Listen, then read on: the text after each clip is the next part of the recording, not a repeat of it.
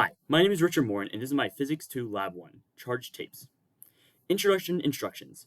The instructions for this lab were to find the charge on two pieces of charged tape, and the steps for these were as follows. First, you had to prepare the two charged tapes using the processes found on the lab instruction sheet. Next, the two pieces of tape were held parallel to each other, with one being above the other. The third step was to determine the magnitude of the gravitational force acting upon the upper tape. The fourth step was to carefully measure the separation distance at which the tape begins to float due to the repelling charges. And the fifth step was to use these measurements to determine the charge on the tapes. Purpose. The purpose of this lab was to determine the force exerted by one tape on another when they are at a measured distance apart. Overall, though, the purpose of this lab was to learn more about charge, electric fields, and electric force, all of which are topics which we are discussing in class at the moment. Results preview. Through this lab, the direction of the force of gravity and electric force were determined. Additionally, the charge of one of the tapes was determined to be 1.0435 times 10 to the negative 10 coulombs. Additionally, the potential errors of this lab were evaluated and discussed at the end. The models and principles used in this lab are F equals ma, force of gravity is equal to mass times g, the electric force is equal to kq1q2 divided by d squared, the electric field is equal to kq divided by d squared, and Newton's third law. The rationale behind these principles is as follows. Force due to gravity is equal to mg allows us to find the gravitational force acting upon the levitating tape. The electric force equation shown here allows us to find the counteracting electric force to a force of gravity. The electric field equation allows us to find the electric field, which is applicable to the electric force through certain equations. And Newton's third law states that each action has an equal and opposite reaction, meaning that the force due to gravity and the force due to electricity, the two forces acting upon the levitating tape, are equal but opposite in magnitude in order to keep this tape levitating as such. The system and the surroundings. The system in this experiment was the two strips of charged tape, while the surroundings was everything but these two strips of charged tape, such as the tables, the floor, or anything else. The initial conditions of this experiment were as follows. The length of the tape is 0.25 meters long, or 25 centimeters.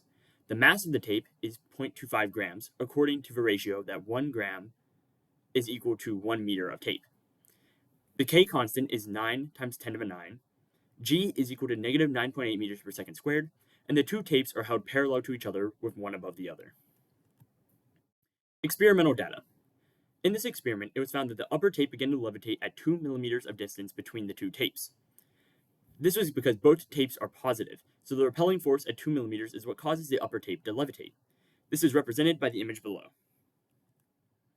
Here is the coding for this experiment. Significant lines include lines 11 through 13, in which the gravitational force, the electric force, and the charge were found through certain equations. The charge specifically being a reconfiguration of the electric force equation.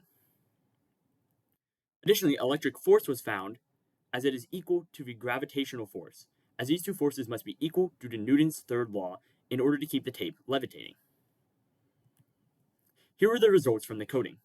In this image, you can see the blue and green spheres, with the blue sphere being the lower tape and the green sphere being the upper tape, or their centers of charge. The blue arrow represents the gravity on the upper tape, while the red arrow represents the electric force acting upon this upper tape. And ultimately, through this coding, it was found that the charge on one piece of tape is 1.0435 times 10 to the negative 10 coulombs. Analysis. The charge on one piece of tape is 1.0435 times 10 to the negative 10 coulombs, and the force of gravity and electric force are as such. Conclusion. At a distance of 2 millimeters, the charge on one piece of tape is the following coulombs. Similarities and differences.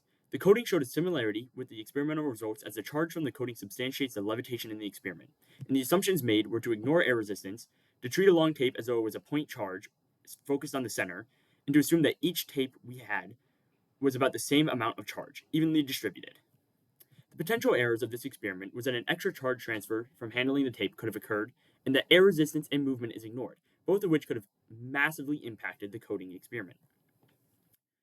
According to a what-if question here, nothing would change between the tapes, because they would still have the same charge and they would still repel. And according to a why question here, it is possible for charge to transfer during handling, skewing the results of the experiment, causing implications within the coding and final results found in this lab. Overall, the two pieces of tape held parallel to each other was determined using experimental data, which was this amount of coulombs.